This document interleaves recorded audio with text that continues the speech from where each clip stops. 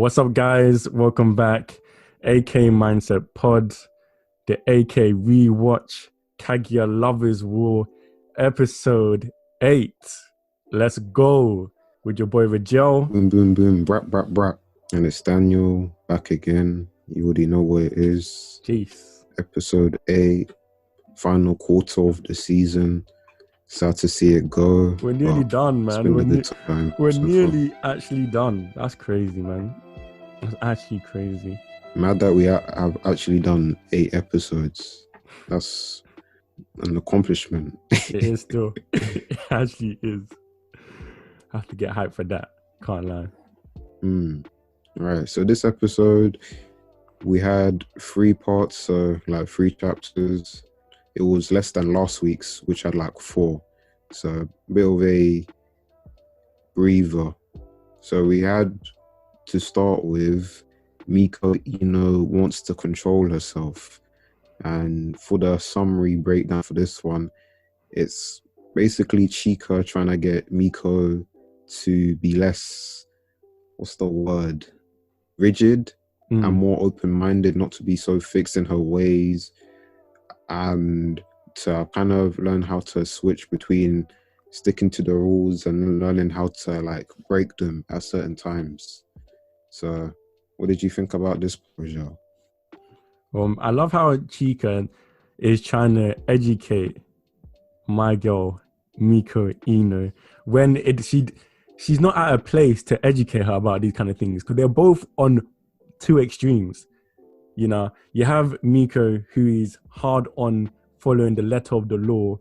Then we have man like Chika, who just actually does not pay attention to any legislation, any laws. She breaks everything. Like even in this episode, she's happy and gassed to break the rules. Like she wants to corrupt people's nature. So I don't even think she's looking out for Miko in this point. I think she just wants to corrupt Miko. She sees that Miko is a good, she has her head on straight, knows what she's doing, and trying to establish some form of control, which you can't even question. The antics that have been taking place within that room has been wild so far. Like, of course you're going to want to take control of that. Like, that's crazy. Well, as Kaguya was saying, they're all misunderstandings. Because she's so quick to react, she just runs out before anyone can explain themselves. And that's why she starts moving irrational, talking about, oh yeah, you guys are moving mad. When Kaguya's just giving my man a massage, it looks a bit strange from her angle. And she's a hypocrite anyway, because they point out that Chika's breaking rules, and she's like, oh yeah, Chika's an art student, so it's okay. So Miko moving a bit two-faced right there. No, but Miko has a behavior. Miko has her favorites. Now you have to be consistent, man. We can't be doing favoritism. She needs to get her mouth out of Chika's arse, bro, because fam, she stays down there, and she needs to start being objective in her critiques. Because how can Ishigami tell her, yo, you need to be aware of how you affect the people in your environment, and she's like, yo, shut up. And then Chika says the same thing verbatim, essentially, and she's like, oh, I guess you're right. What kind of bias is this? Yeah, that was Ishigami, he's trying to educate you, and you don't want to hear it. But then if it's Chika, I can't. You cannot be disrespecting your seniors like that. Ishigami, he's been in the council for a year now, and you want to be disrespecting him? That was rude. I wasn't a fan of her behavior, and I'm hoping that she fixed up and starts respecting Ishigami, because Chika is not even. I don't even know what she sees in Chika that blinds her like this, but it's cool. It's cool. To be honest, all Ishigami has to do is shave off his head, all his hair off, and join Bold Gang, and she will love him off. That's all he needs to do, because we know that she has. That's why she's loving Chika. Chika has that kind of rebellious nature that she kind of is attracted to, and she's attracted to some of the features on Chika that I think a lot of people are attracted to.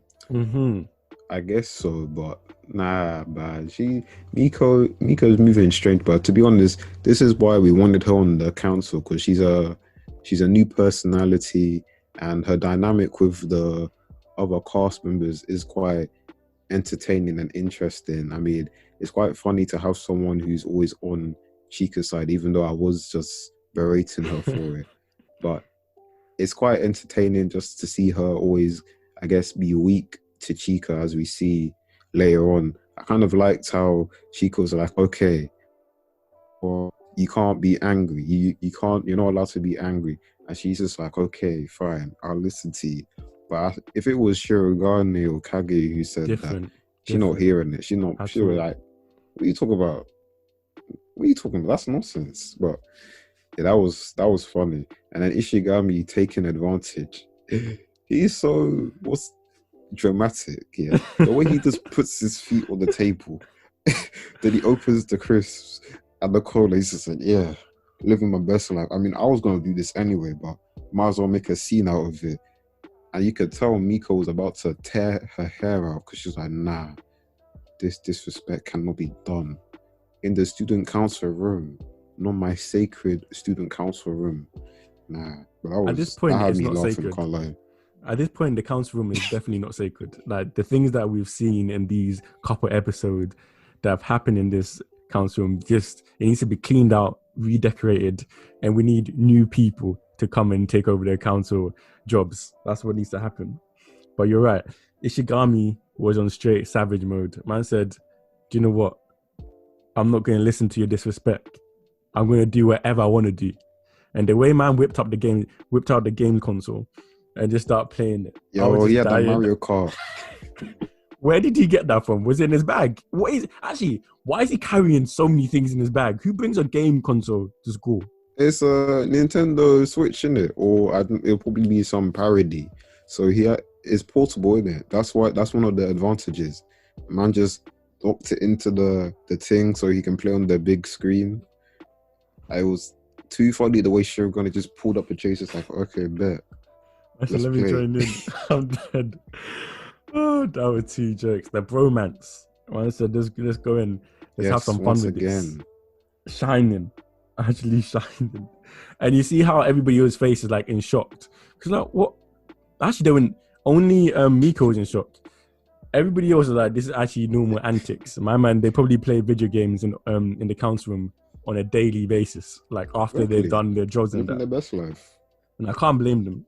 I actually can't blame them. Do you know the part that was actually just jumped out to me? I was thinking when Chico was doing the most, talking about Instagram followers and all of that, and Instagram in general, I was just thinking she must have hella Instagram followers. I know Chica has. No, she definitely does. She's doing numbers. She's actually doing numbers. Mm-hmm. Social butterfly and that. She's social butterfly, socialite, all them things there. So she already knew the things about the taking the pictures and the way she was gushing over Miko as well. Like, I can tell she's always up to date with the trends. So it wouldn't even surprise me if she had a massive social following. You know, because that's one of the traits of a politician, having charisma to trick people and guide them under your wing, under false pretenses. Always remember, politician's daughter. You have to be careful. Sometimes you'll forget, you know, when she's doing all this cute stuff. Oh yeah, let's do the dog filter. Ha ha ha ha. No, she's a malicious person. Don't ever forget that. Oh my days. I don't forget that how she switched up on Shirogane as soon as Miko started praising her. She said, "Yeah, we're gonna take you down." And then as soon as she saw the policy, she's like, "Oh, raw. Poof. You thought I was on that side?" I said, "Nah, I'm good. I was just kidding." I said, I'm good. I was playing. I'm good. But I wanted to ask you, what did you think? She does. But what did you think about in the beginning of that episode with Kaguya, the way she reacted to Miko saying that her and the president showed that they're in love? What do you think about that whole scene? You know what I think? Kaguya is tapped. Like, oh my days. Like, No, yes. What do you mean? I'm gonna stop you there. I'm talking about her emotions. How she's what's it? Tiny than previously. Man always wants to go to the slander. Come on. It comes naturally to me by this point. It comes natural to me. Now I hear you saying, I do you know? I feel like she's definitely more laid back. You can tell, especially with the conversation she was having, and I feel like she's not as direct, as in her will to dominate is less. Like her icy frostiness and wanting to just dominate a situation has really been pulled back like quite a lot.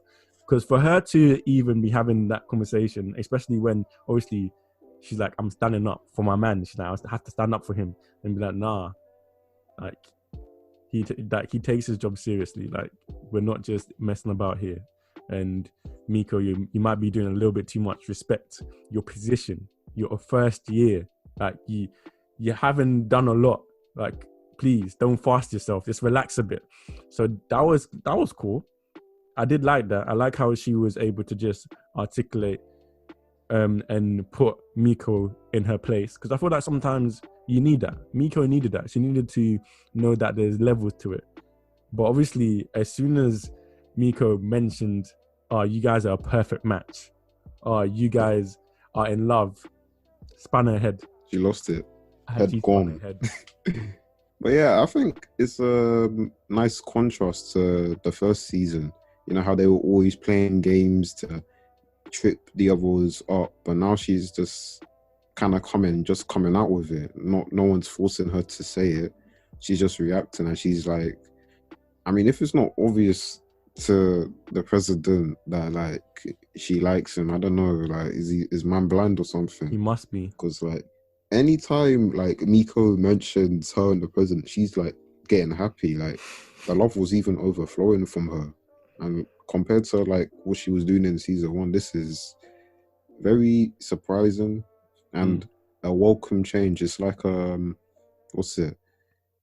development in her character where we see how the relationship has progressed, not like too quickly, but like a nice pace that we see through all these events throughout the first season and now the second season, how they've grown close and how like her attraction has grown. And we'll see at like the end of the episode to a point where it's like even endangering her life because of how much love she has. So no, it's true. But anything else you wanted to say about this part? I feel like that's about it. Apart from obviously the pictures and that was jokes. Is this is the part when they actually took the pictures and Ishigami said she's basically clapped. It said gross. Oh, that was funny. And then Ishigami's like, yo, you can't say that to a girl. He's like, wait, was that on the point? Bro, dude. Miyuki's face was in shock. He was like, bruh, did you just say that? Do you actually want to live a long life? Please behave yourself. Actually behave yourself. Kaguya was gonna have to film in this pretty quickly. Distraught. Nah, she was in bits still. She's like, raw, yeah. I mean, yeah, it looks clapped still. I don't even know. Hurt, I don't even know what I was thinking. She was actually hurt. I'll be hurt too. Man just basically said you ugly. But basically. Hey man, it is what it is. Facts. And we also see at the end of the episode that Ino has had -5 added to her pushiness because of Chica. So I guess Chica wins this round. Solid win from Chica, to be honest. Big dot for her. I'll give it to her. You see, again, another trait of the politician daughter. She's able to win in this battle of attrition, and you'll see probably by the end of the series, yeah, Miko's probably a shell of what she used to be, bruv, because of what Chica's been doing to her. They were saying that she looks like someone who's just found a new toy to enjoy. Wow. That's sadistic, you know. That is crazy. Yeah, she's scary, man. That's actually scary. I'm telling you. She sees Miko fresh, what's it? Fresh prey? Or is that the term? I think so, yeah. I'm ready to pounce. Yeah, she does too much. But let's not get carried away. Because this next part, hey, it can be discussed in either a serious or a slanderous form. Yeah? Kaguya doesn't scare easily. Where we see probably the most progression or the closest to the show basically being finished ever. Yeah. So Shirogane and Kaguya, they get locked in a shed, and one thing leads to another, and they almost kiss. So this part was wild. It was actually wild. Like, the first thing I want to bring up is, how can you accidentally fall on top of someone? Like, in that scenario, bro, it's like an anime staple at this point. I don't know how, but I was lost. I was like, what am I actually like viewing? These people, that doesn't happen in real life. That doesn't happen. no, exactly, it doesn't happen in real life. I wish And it the did. thing is, right? Oh, okay, fine. Oh, okay. I can Is dream. that what you're saying? If I fall, I want to fall on Dream something very chaser. comfortable. That's all I'm saying. I hear that. I'm not mad at it. Not mad at it at all. But yeah, I mean, they both fell backwards, and man ended up on top of her. And then she decided to close her eyes. I guess she got swept away in the atmosphere of the moment. And man decided to close his eyes and edge closer. But I wait, mean, they got swept away in the moment and started moving mad. see, when you said moment and swept away, what do you mean moment? The moment was in their head. There was no actual moment. If they actually saw their scenario they were in and weren't doing the most, like trying to upend, like trying to win in this battle. Because look, this whole situation was so wild because both of them were like, because first thing you have Miyuki in that section where it just shows that, this is his idea and his plan that he put in motion. And then she's like, I'm just going to go with it. And because of how that scenario took place, they're both unaware that they're actually in a real situation where they're actually locked in, which is just crazy. Like, how can you be so stuck in your mind that you don't understand that this is actually real? Like, I was like, nah, these people. What came to mind is toxic. Their relationship now is toxic. They should never be together because it will just get worse. Huh? They should Toxic? never. I don't know if I'd use that word, bro. I think if they're together, irrational. nothing will get done. No, if they're together, they have no reason to do the mind games. That's the whole reason why they're doing all of this rubbish. Man's thinking, oh yeah, okay, so you locked me in because you want me to do this, but I'm gonna play along. And she's like, oh nah, you locked me in because you want me to act like this, so I'm gonna play along. And if they were together, they have reason to think that because they're like, oh yeah, he has no reason to do that. We're already together. He can do what he wants with me because we're in a relationship, and as long as it's consensual, it's cool. But no, they want to be doing mind games all the time because of what they've built up over a year, and it leads them to be doing silly stuff, like thinking someone would lock them in a shed. Like, how would you even think that was a rational thing to do? That's if I'm with someone, yeah, and we're locked in a shed, and she's thinking, yo, he did this on purpose because he wants me to do this. What's it? Suspension bridge effect. I'm looking at her and I'm thinking, you are crazy. Why would I lock myself in a room with you for that? That's a mazine. It's convoluted. It doesn't make sense to me. I'm gonna look at you and be like, yeah, I'm going home because I don't know what's going on with you, but I don't want any parts of it at all. All the best in your endeavors. Amen. We're parting ways from here on out. Never chat to me ever again. It's nonsense. And they stayed there for so long. But why did I say exactly? Day turned to night? You know? So you're telling me there was a period of time where like an hour or two went past and nobody was like, almost definitely, let's take this situation more seriously. Because I know for the whole time they weren't just talking about being locked up in this situation, because that's just dumb. So you're telling me and 2 hours they'll just say, oh, I can't believe we're stuck. Oh my days, we're stuck. I'm so scared. Miyuki, I'm so scared. I'm so worried. No, don't worry. Someone will say, no, that's nonsense. Please, miss me with that, please. I'm not having that. I'm actually not having that. And why did they close the door if they knew the thing was old, and there might have been a chance for you to be locked in together. Like, that doesn't make sense to me, bro. The building, the rope, they're saying the rope is looking raggedy. It's been used for 20 years straight or something. Does it not think in your head, oh, okay, maybe the place is not secure, so maybe we should leave the door slightly ajar rather than closing it fully? I don't know. But I mean, I guess it did lead to I don't even know what to call it. I said a moment before, but I'm even confused now. I don't know if I can even call it a moment.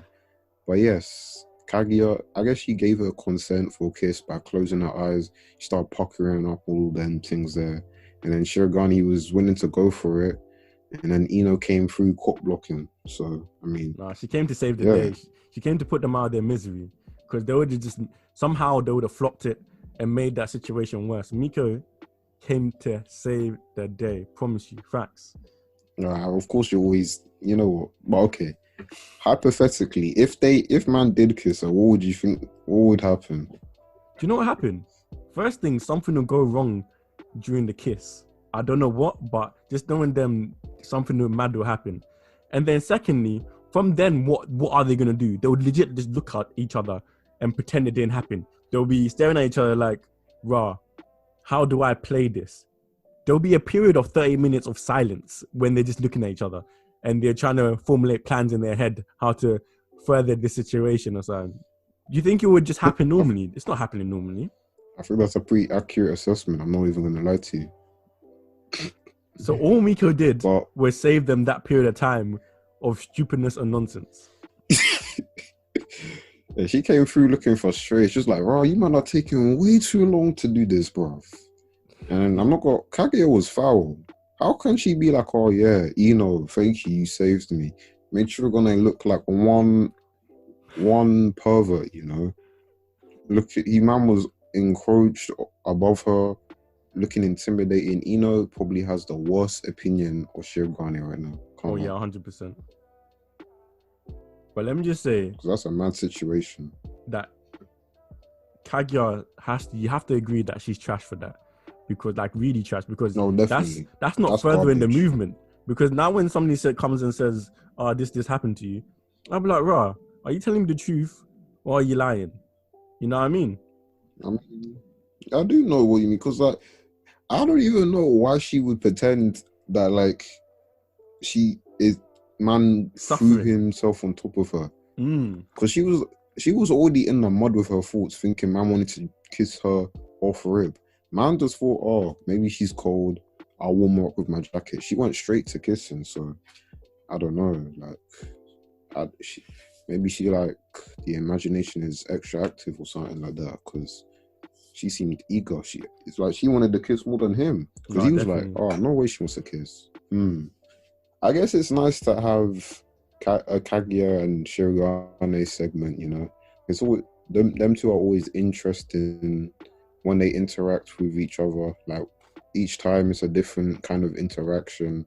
I guess this one was more focused on the romance side of things compared to what we've seen before, because early in the season we have when Kaguya asked him to run again for the election, and that was a nice moment, kind of brought them together. And then when Shirogane asked her to do the speech, which is also another nice moment. So that's kind of 3 moments that I can remember. Also 4 moments because of when he asked her to be the vice president again. So like they're sprinkling them in, like it's becoming more frequent, just them two having solo scenes together, where it's kind of highlighting points where their relationship is growing. So even though we're bantering and all that, it's nice to see that the mangaka is giving us these moments to see how they're growing closer as people. Because I think this was quite a significant event for them. Yeah, they both understand that to some extent. They're both really willing for things to happen or things to develop between them. They just need to get over this big hump, but they're struggling at the moment. They're actually struggling, and it's sad to see. It is sad to see. Like, let's take us for example. Like because they're in like secondary school, right? Do you think this is kind of the stuff we expect from secondary school kids, you know? Mm, Or was it different for you? I don't know. no, 'Cause I kind of. I've seen this in behavior before. Do you know? You're actually right. That's no lie. When I was that age, man was irrational with it. Man wasn't my head wasn't screwed on. I thought that's why I like I take it for granted because I always forget that their age. I always forget their age. I don't know why, but I have to remember that they're actually extremely young still, and this behavior, even though it's a bit extreme, makes sense because of the stage they're at. Mm.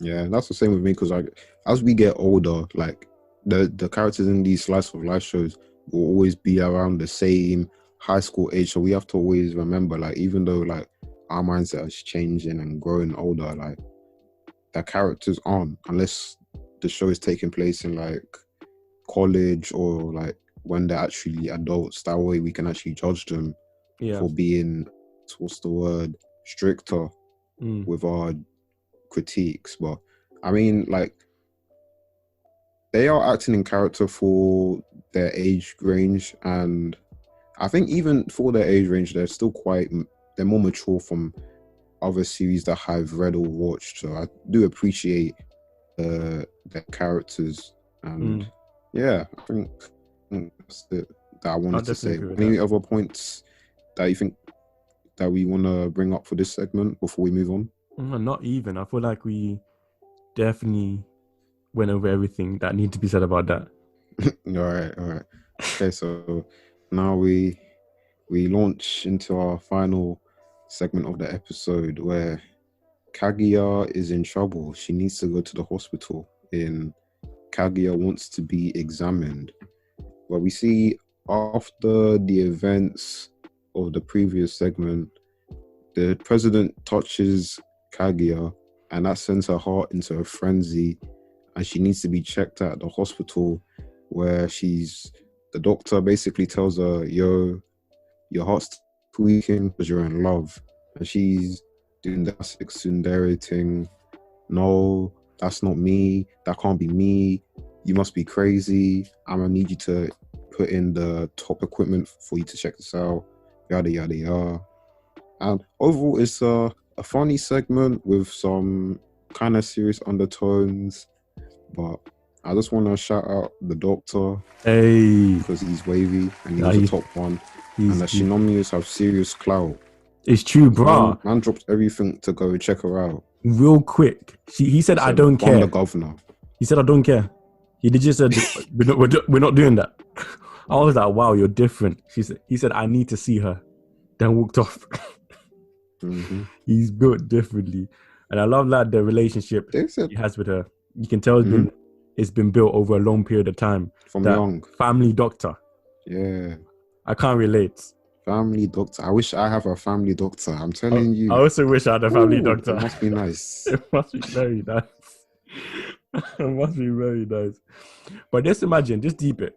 Kaguya was about to die because Miyuki touched her. That's just wild. Let's be real. She was rushed to hospital. I saw the ambulance pull up. Everybody's worried. Start talking about the trend of heart attacks in the family, saying that mom died of this. I was like, wow, this is actually serious. I was like, do you know what's wild? I forgot this happened. Like this part I don't remember at all. So when she talked about the mom's death, I was like, raw, this is actually very sad. I can't even laugh or joke too much about this situation because it's actually very sad. But then you find out just because Miyuki touched her, and I was like, oh, nonsense. Actual nonsense. Of course it'll be nonsense. Can people actually suffer from love sickness? Like, is that actually a real clinical condition? I hope not. I mean, I don't want to make fun of it, but like, I'm not actually sure. But because that's actually mad if that's true. But I know there's that thing where I know a lot of people who, especially the elderly, when their partner passes away, and then somehow they'll be in great health, like a month or two later, they also pass away. I've heard about that.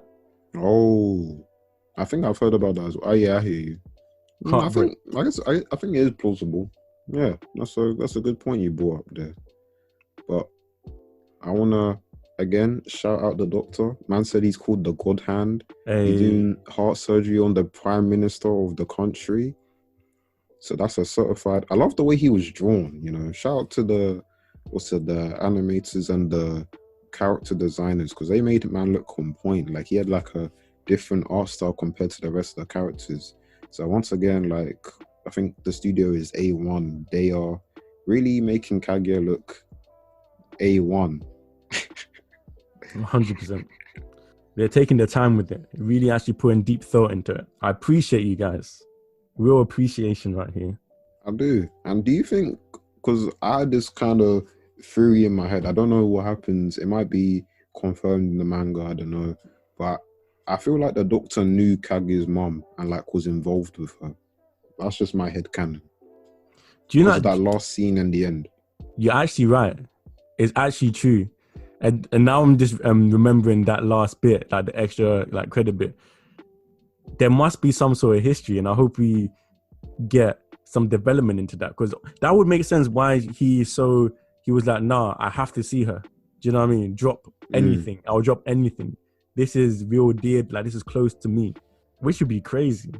Yeah, I hope that gets brought up again. I really do, because if the doctor was involved with Kaguya's mum, and I guess something happened that I guess they couldn't be together, but maybe because she had the heart condition. So, but yeah, that'll be interesting. That'll be an interesting development, and I like the way that he's linked to like her past. Like we see how she was looking.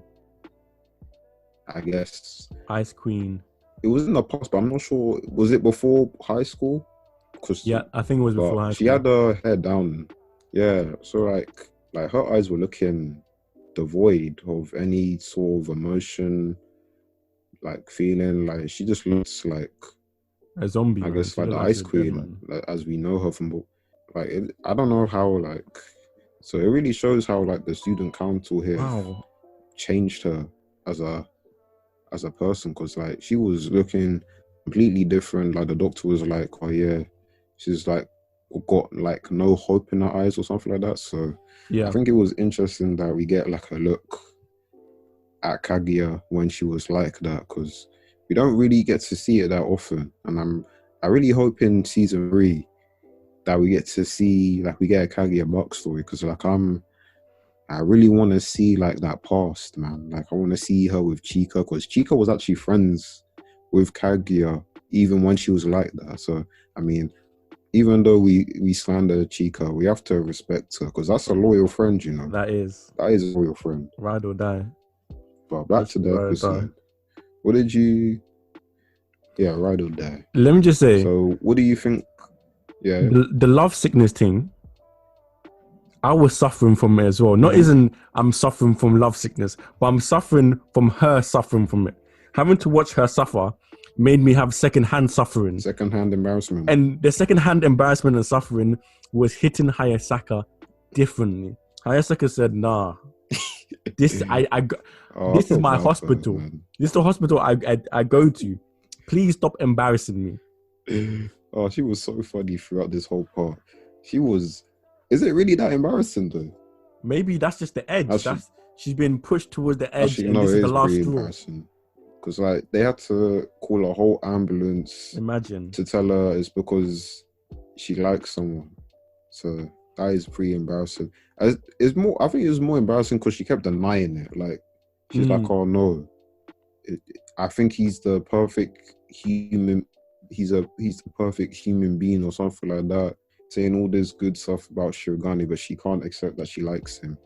But she's like, "Oh yeah, people like me, but I don't like anyone." I'm just like, "You're lying." Right? Trust me. You're moving. Cap. You're lying. She got herself examined by some fancy machine, and they're like, "Oh yeah, your heart is beautiful, man. You got a good heart." She's like, "Nope. They got 2 holes in it." And like, Kaguya, if you had 2 holes in your heart, you'd be dead. She basically said, mad. I'd rather actually be dying than have that love sickness. She said, I don't want love sickness. I want heart disease. That's what she said, which is crazy. How can you deny it She's so much different, to man. yourself that you want actual death? She needs help. And and it's She not like needs she help. knows But that it's not serious. Her mum died from it. Come on, you know that's the heart disease is serious. did they actually say her mom died? Because I don't remember seeing that. I think it said her mom was in hospital, but I think I might have missed her then if her mom actually died from that. That's Well, big. I might have misread it. I don't know. I think it said it. She died, but now I'm having second. Okay. No, because I don't remember seeing it, so it's either I missed it or I don't know. But I guess we can always check later.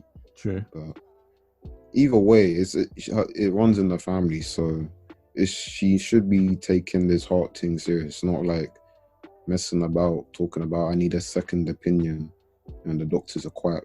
Because you can't be saying that because man's certified, top It's doctor in the true. world.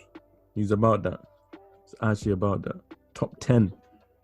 And I think this shows how prominent in the society that the Shinomiyas are, that they have enough power to call upon him and for him to be the family doctor too.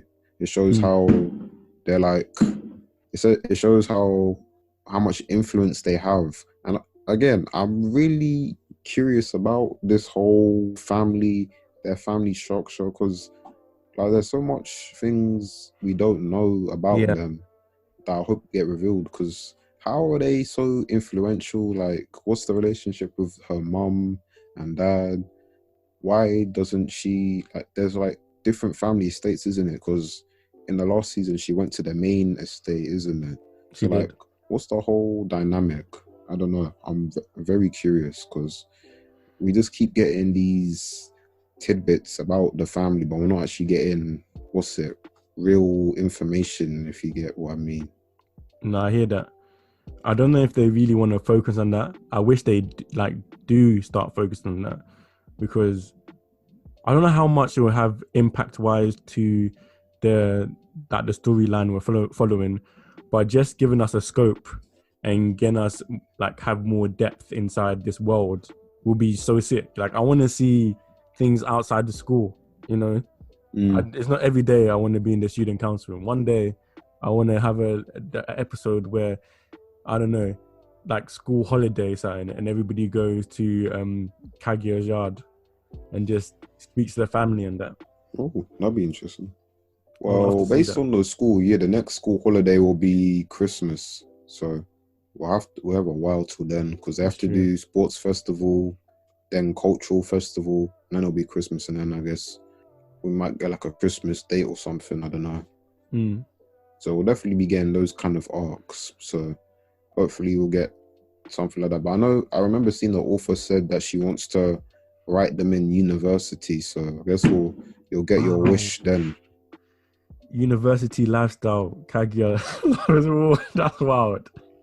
No, bro, They I'm should not probably waiting. be in a relationship by then. She better be. They better be. I said, I'm not reading it or watching it if in university they're still struggling with this. Nah, I'll be fed up.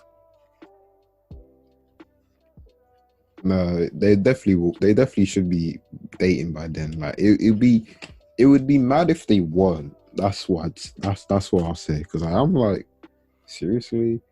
But I hear good things about the manga, so like I really doubt they're not. Yeah. I'm sorry about the fireworks. Neighbors are they're going in right now. Going ham with it. Let me see. Any other points? Any other things that you noticed about this segment that you wanted to bring up? Just that Hayasaka is a true queen and she needs to be paid more. That's what I need to say. She deserves the highest of wages. Please, I need to make sure she's being compensated for all the trauma she has to go through. Yeah, she do be suffering, I'm not gonna lie. And again, I guess it just shows how close they are, because I think that it happened during school, so she probably had to leave school as well to take care of Kaguya. So she's like the closest person to Kaguya in her family, it seems. Yeah. But she's there at the doctor's, she's there when she's about to go to sleep. So I guess it's another thing that's showing about their relationship. I feel like this season we've learned a lot more about their relationship compared to season 1. But I guess obviously that was going to happen because more episodes means more opportunities to show off the dynamics between characters. So it's good to see, and I'm enjoying learning about the dynamics. So yeah, why don't we get your final thoughts on the episode as a whole, Visual? It was a cool episode. I wouldn't say it's one of my favorite episodes, but then Miko is involved with it, so it has to be a 10 out of 10. But in general, if Miko wasn't in it, I'll probably say maybe a 7 out of 10. I feel like it wasn't as... So it's a 7 out of 10, guys. It's a 7 out of 10. I feel like it wasn't as funny as other episodes, but I did like that we got to learn a bit more about Kaguya and her family, and just get a wider scope on the kind of person she is, if you know what I mean. Because every time we get something outside of the council room, I feel like it really speaks to like the woman she's become, or like right now, like, and especially when you get those mini flashbacks, seeing her when she was younger and all that, and the interaction she has with the other characters like Hayasaka and obviously their family doctor. It's just cool to see that. I did definitely love. I liked. It was a good episode. There were some moments that I really loved, and I think that's why I want to big it up. But then, in the whole scope of it, it was good. I hear that. Yeah, I think it was entertaining for me. This was one of the episodes I was looking forward to because I really enjoyed that doctor segment. I found it quite entertaining, the way she had to be examined by like a professional doctor just for him to tell her that this her being in love. And then that whole scene in the shed, I thought that was, when I first watched it, I was like, yo, it's kind of crazy. Like, because when they first show you like him on top of her and then about to kiss, I'm like, what? Whoa, this is a bit fast. And then I guess the first part was all right. I think it was nice to show how Miko's gonna fit around with the other student council members, like just the different dynamics between her and Shirogane, her and Kaguya, her and Chika, and her and Ishigami. And I'm hoping for the future that her and Ishigami's relationship improves. But overall, I think she's a good addition to the team, and I feel like she's gonna make the episodes a lot even better than what they have been. And it's always, as I said before, it's refreshing to see a new face. So I think overall it was a good episode. I think it's one of the more standard episodes. It's like a cool down from like what we've had before, because the election arc was quite, I won't say intense, but it was, I don't know, more heavy, more narrative driven compared to what we were used to. So, but this next arc that we're gonna go into, it's gonna be fire. So I'm looking forward to these next weeks. Same. And I think my neighbors are excited too because they're blowing off fireworks. But yeah, Sports Festival gonna be fire. I think it starts next week. So yeah. Guys, AKRewatch, Love is War. Thank you for listening and chilling with us as we talk about this episode. Hope you guys enjoyed. Hit us up in the comment section, like, subscribe, get involved. You know how it be. We grinding out here, and we're just gonna continue to enjoy doing this and just recording these episodes. Yep, you know what it is. Episode 8, soon to be episode 9, and we'll almost be done with this series. So if you have any suggestions for the next rewatch we should do, just let us know, because I think we've really enjoyed doing this one. We want to try and make it, I guess, more regular. But yeah, as always, like the video, all that good stuff. Share the video, comment, subscribe. And as always, we'll catch you in the next one. Peace. Catch you guys in a bit.